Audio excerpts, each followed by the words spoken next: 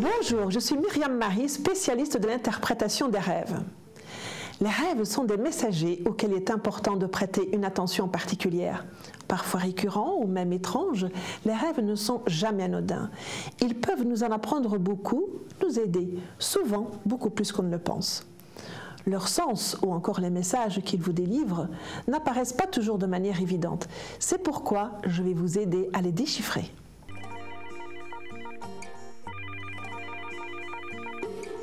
Oui, bonjour. Bonjour. Votre prénom, s'il vous plaît? Joël. Et vous avez quel âge, Joël? J'ai 61 ans.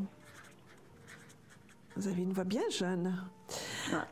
Alors, Joël, vous allez me raconter votre rêve. Je vous écoute. Oui, écoutez, c'est un rêve que je fais de temps en temps.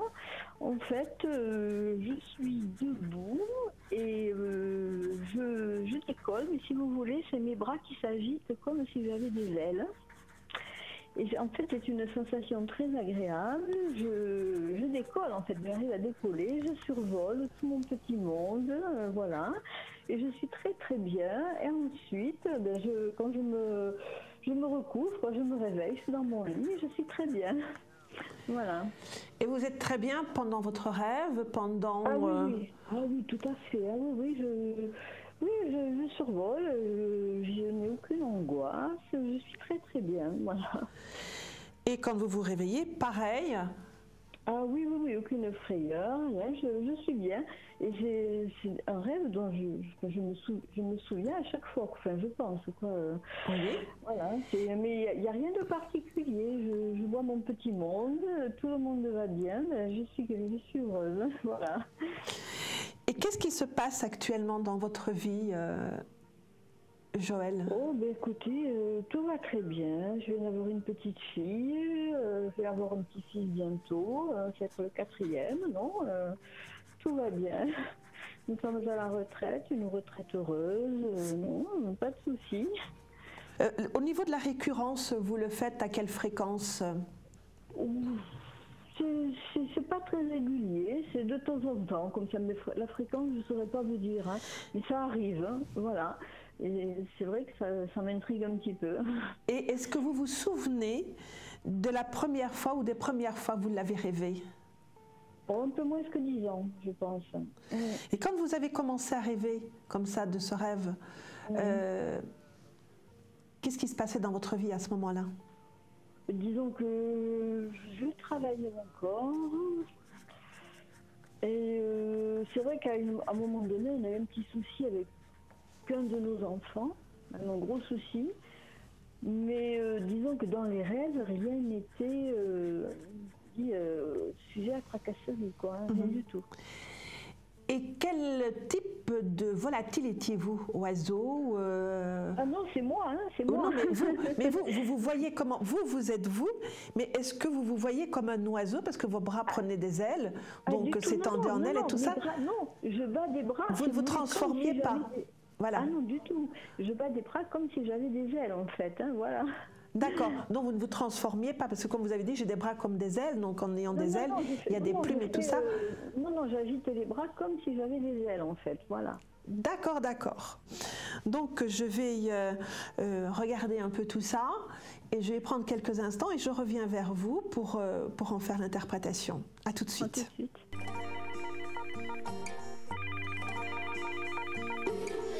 Alors Joël, voilà, je reviens vers vous, n'est-ce pas? Oui.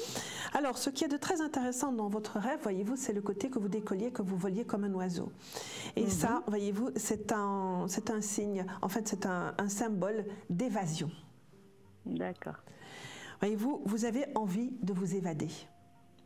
Pas que vous ne soyez pas bien dans votre vie, parce qu'il n'y a pas d'éléments là, comment sombre, qui pourraient vous donner envie comme ça de partir, mais vous avez envie d'évasion, de partir. D'une part, voyez-vous, on peut aussi le regarder à deux niveaux, ce rêve, de vous évader, de partir, de vous détacher un petit peu, de vous vous détacher, de vous décoller un petit peu de votre monde de tous les jours, voyez-vous, votre contexte journalier, vos enfants et tout ça, de décoller un petit peu de tout ça, de partir ailleurs, d'éventuellement, on ne le voit pas dans votre rêve, mais d'éventuellement d'aller voir d'autres horizons, d'autres paysages, voilà, d'être dans l'évasion, d'aller ailleurs, de décoller ailleurs. Oui, mais nous envisageons un déménagement, là, éventuellement, vous voyez. Oui. Ça, c'est pas l'évasion, le déménagement, c'est un changement de lieu, voyez-vous. D'accord. Là, dans le déménagement, par rapport au déménagement, vous rêveriez plutôt de maison. Là, vous décollez, vous regardez votre petit monde de haut, n'est-ce pas? Vous êtes un peu comme un oiseau tout en n'étant pas un oiseau. Donc là, il y a un décollage, il y a un rêve d'évasion. Vous avez envie de partir. C'est comme si vous aviez envie de partir faire un voyage. D'accord, oui. Voyez-vous, faire un long voyage. De partir justement et d'être dans le dépaysement, d'être ailleurs, de regarder votre petit monde de loin ou de haut, voyez-vous, mais d'être dans l'évasion.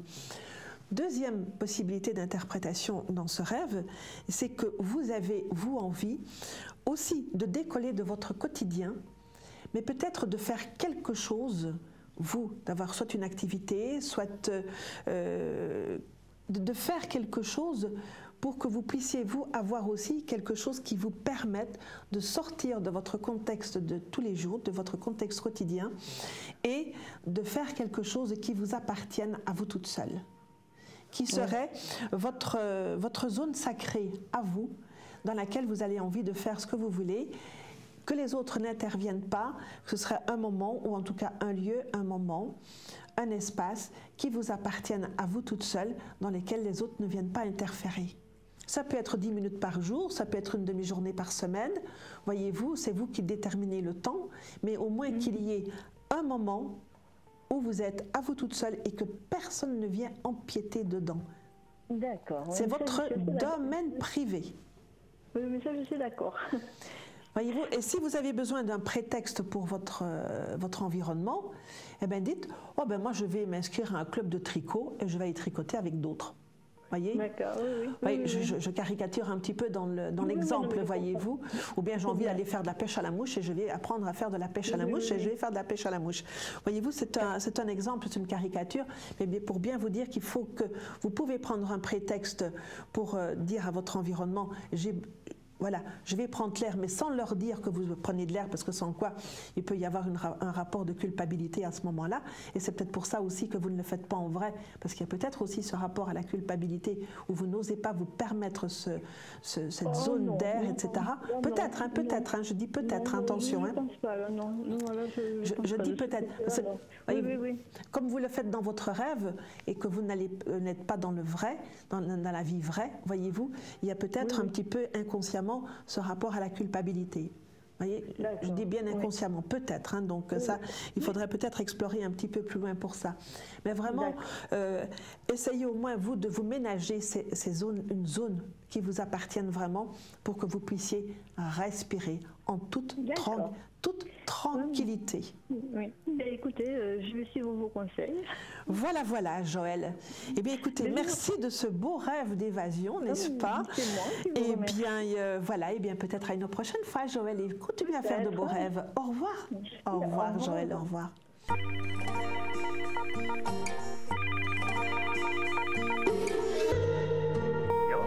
Les rêves, miroirs de notre vérité intérieure. Les rêves se forment soit dans notre conscient, c'est le cas le plus fréquent, soit dans notre inconscient. Dans ce dernier cas, ils sont alors une réponse inconsciente à notre conscient. Ce sont des rêves que l'on observe et qui nous donnent de précieuses informations sur nous-mêmes. Voici quelques-uns d'entre eux. Les rêves symboliques. Ces rêves sont une mine d'or pour notre évolution. Il est très important de les observer et les analyser en permanence. Les rêves résurgents, plutôt rares. Ce sont des flashbacks sur des vies antérieures. Ils laissent souvent une drôle d'impression. Notez-les avec soin. Ces rêves comportent des éléments clés pour votre vie future.